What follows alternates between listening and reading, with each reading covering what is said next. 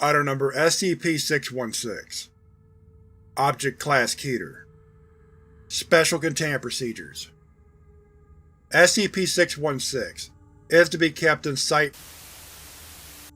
While grounded, repair personnel of a clearance level of 2 or above are allowed to enter the craft, and must conduct thorough pre-flight inspections to ascertain that SCP-616 is ready for flight. However, repair personnel are to maintain a distance of at least 3 meters from SCP-616-1. On flight days, only ordained and believing ministers of an Abrahamic faith with security clearance level 4 or above may enter the aircraft, and must remain at least 0.94 meters, or 3 feet 1 inch, from the threshold of SCP-616-1 at all times, whilst the craft is grounded. SCP-616-1 should be kept from closing at all costs once activated. This necessitates a monthly manned flight. Failure to keep SCP-616-1 from closing will require initiation of Procedure 600 Shoki. Each flight, 7 archbishops, ordained and believing in an Abrahamic faith, must surround SCP-616-1. Prayer directed at SCP-616-1 is to be sustained during the whole duration of the flight, usually 3 to 7 hours. Prayer must be sustained by all able subjects, but once SCP-616-1 is activated, previously established distance restrictions no longer apply. Subjects are in fact encouraged to try to physically stop SCP-616-1 from closing, though extreme caution must be taken to keep any personnel from falling through the threshold, as that will likely result in. In addition, one Foundation agent trained in flying commercial aircraft is to pilot SCP-616 through a pre-designed flight path, and must be able to maintain radio contact and information of events in SCP-616. Under no circumstances is the pilot cleared to approach SCP-616-1 once flight has begun. All personnel should be supplied with any religious paraphernalia they request before flight time.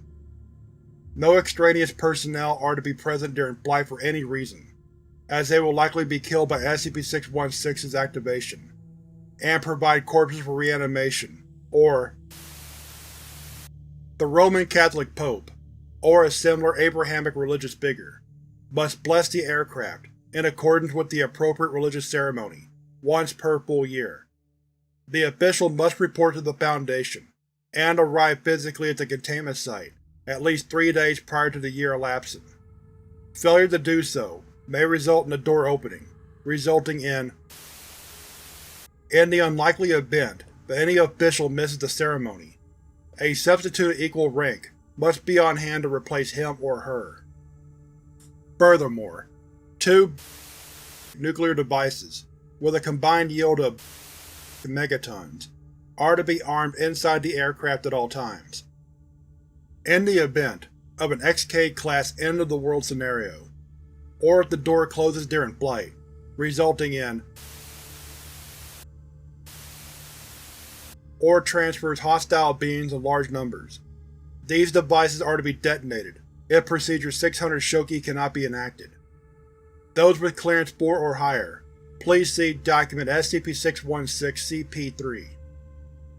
Description: SCP-616 is a prototype Boeing designed by and constructed on June 16, 1966, to specifications.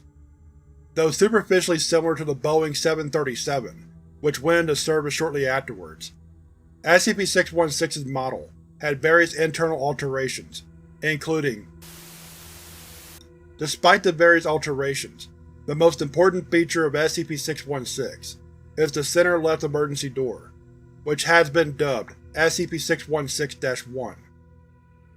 SCP-616-1 is a standard emergency door, though partially covered in extensive markings associated with satanic cults adhering to.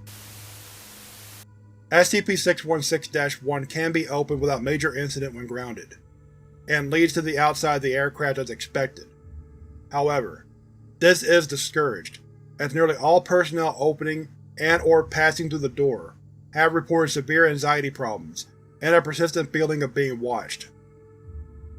Long-term observation or exposure to SCP-616 is not recommended. Observation using any sort of electronic device is satisfactory while SCP-616 is grounded, though some visual anomalies have been recorded, including. As such, it is advised that personnel known to have a high tolerance to disturbing imagery be assigned to observation duty, and work no longer than 3 consecutive days. All personnel involved in the repairs, observation, operation, or flight of SCP-616 must submit to psychological evaluations after each period of exposure. SCP-616-1 will autonomously open once every 30 days, and begin to close. This event can be considered the activation of SCP-616-1. The speed at which SCP-616-1 closes is highly dependent on SCP-616's altitude, velocity, and it should be timed so that SCP-616-1 opens in mid-flight, at an altitude of approximately 10,972 meters, and a speed of about 780 km per hour. Failure to properly time this event is catastrophic, since SCP-616-1 closing fully, while grounded, could affect all lifeforms within an unknown radius, causing potentially hundreds of posing severe threats to population centers, and requiring immediate use of Procedure 600 Shoki. Please see Document SCP-616-DE2 for further information on and effective means of termination. Once SCP-616-1 spontaneously opens, cabin pressure will destabilize, as expected, and extreme turbulence is encountered. At various points during the flight, all present personnel may feel as if SCP-616 is quickly falling, though it has been ascertained that SCP-616 remains in relatively stable cruising conditions during all times, including during the times of these events. SCP-616-1's opening may cause certain individuals present to suffer fatal heart attacks, or corpses with the undamaged larynx present within SCP-616, once SCP-616-1 activates, seemingly reanimate for the duration of the flight. The corpses remain largely immobile, and as such, pose no physical threat, but are capable of speech. These speaking corpses should be terminated if possible, as their speech poses potential psychological dangers, as well as enable SCP-616-1's closing via. The language spoken by these reanimated corpses remains unidentified. Addendum 616-01. The Airliner series never went into service, as the various anomalous events surrounding SCP-616's test flights were reported as various design failures. All plans and blueprints have been seized by the Foundation. It is now believed designs were entirely intentional and done under no external compulsion. Recovered documents from the construction process describe Addendum 616-02. On a remote-controlled rover obtained footage from within SCP-616-1. All personnel who viewed this footage directly committed suicide by various means within a 2-month period. A security tape of the video, with the recording playing, did not cause any death, despite containing full sound and color recordings of the footage. It displayed a video of a small child violently being within a dark red room. All further attempts to observe past the event horizon have yielded similar results, and such expeditions are no longer permitted. Addendum 616-03. Interview logs pertaining to SCP-616 are available in Document Interview 616-AM. Document SCP-616-CP3. Note: Clearance Level 4 or higher required. Though the current containment procedures specify the necessity of Abrahamic faith and prayer to keep SCP-616-1 from closing, this necessity is in fact fabricated. After various interviews with a single test run, and it was determined that the belief in one's ability to keep SCP-616-1 open was ultimately the critical component to being able to accomplish the deed. However, it seems individuals in possession of this fact fare worse than individuals who are not at keeping SCP-616-1 open. Whether this is due to properties of SCP-616-1 or human psychology is unknown. In regards to this problem, Dr. suggested using religion as an abundant and efficient way to harness belief. The current satanic markings were in fact added by the Foundation. The requirement of an Abrahamic leader's blessing, as well as using ordained Abrahamic preachers for the act itself, are all for the benefit of maintaining morale and reinforcing belief. This method has proved successful, as each flight since the first has had fewer casualties and a shorter duration. Interview 616-AM. Partial log of Interview A. Subject with only surviving passenger aboard the flight that brought SCP-616 to the Foundation attention. Dr. Glass. Do you want some water before we continue? Or perhaps something to eat? I know you've had a long day. I keep a few snacks here at my desk if you'd like something. Redacted. No, nothing. Alright, go on then. What happened during takeoff? Nothing at first. Everyone was excited, you know. Promised us we'd be able to witness at last, and we believed him. Then stood up, and we all started singing, and everyone was cheering with excitement when the door flung open. And then it started. Go on, be specific. The screaming.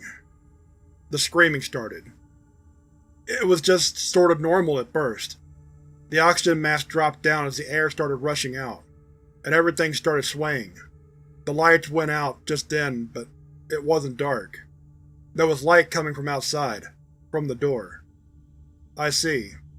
But I understand the flight took place at midnight? No, it wasn't natural light. It was this haze of red mostly. Colors. But they weren't colors. Everyone started screaming for real when a bunch of people started bleeding and going limp. But they started speaking, in unison. They were the Chosen, but I wasn't among them. Subject covers face with hands. I don't know what they were saying. They were chanting it, but people were still screaming. I was screaming and was yelling something at the open door. And then George got up, walked up to the door, and he jumped. He jumped out of the airplane? No, not out of the airplane. There wasn't an outside anymore. It was paradise. What had been talking about. Just like he said. That's when the angel came. I couldn't see very well. I was in the far back, but suddenly lots of people got up, and the screaming mostly stopped, and the chanting got louder, and was still yelling something. And then more angels came. Angels everywhere. Angels. And they ripped and ripped and ripped and harvested. But the harvested kept speaking, kept chanting just like said. And there were hands, so many hands, pushing me towards the door, and an angel, ripping, harvesting around me. And I wanted to get away. I ran towards the door, but… Subject is seen breathing heavily. Take it easy. What happened then? I don't know. When I woke up, I was like this. Subject motions towards legs. Both have been nearly severed at the knees. You don't remember anything else? We know why the door didn't close all the way, but do you remember, perhaps, how the plane managed to land safely, or what became of is in paradise with… I didn't see it when he went in, but everything was just like he said. He was right. He was right about everything. But about the plane? Nothing in our testing seems to indicate the plane was capable of landing on its own. With a Boeing engineer, right? Would he have been capable of landing the aircraft? He is capable of everything. He opened the door to paradise. He'll come back for me one day. I know he will. One day. One day, when I'm worthy, he will. Partial log of Interview M. Subject was on board on the Foundation's 5th man flight of SCP-616, and the first flight with no occurrence of Dr. Sanders. Very well, Father. Please continue. Father, I hadn't so much as done an exorcism before, you know. I mean, I believed in evil, and I knew what must exist, but I never thought. What happened after the door opened? We kept praying. I had my eyes closed. I was terrified of being sucked out. I felt the fires, the heat, and sulfur of hell. The heat was immediate, the smoke almost suffocating. Father clutched his chest and fell over, and I almost went down to see if he was okay, but I knew I had to keep praying. The plane started shaking, and I could barely stand up. We were all just standing there, praying so hard. What did you see inside the door? Nothing. It was just blackness. But there was a sort of light that spilled out, or maybe more like glowing smoke. It's hard to describe. What happened then? Well, Father just started speaking. That's really when I knew everything your people had told me was true. His dead body was possessed. It was speaking in tongues. We just kept standing there, praying we were right, that everything you told us was true, and that we could keep this door from closing. But it looked like the door was still closing slowly, and we didn't know how long we were supposed to last. That was when Bishop walked up the door and started pushing it back. It worked. We all joined him. Did that stop the door from closing further? Just for a bit, yeah. But then it started closing again, and we kept pushing back and praying. But it was hard. I was afraid I was going to fall out. The plane was shaking so much, and the lights flickered, and Father was still there on the floor, looking up at us with cold eyes, chanting in some hellish tongue. I'm told the whole thing lasted 4 hours, but it felt like forever. I don't remember it much, except the falling. Near the end, it felt like the airplane was crashing. I thought we were all going down, that this was the end. It's like when you're going down in a really fast elevator, but worse. Everything was shaking, and I felt this abyss below me open up, and we were all praying, and I was pushing against the door so hard my hands were bleeding. Then it all stopped, just like that. Bishop fell out through the door then, out into the real sky. I think he must have been exhausted, a man his age. He saw the clouds and just smiled, and stopped holding on for a second and just fell. Nothing we could do. We heard the pilot telling us through the PA that we could close the door now, and to take a seat and put on the oxygen mask until we landed.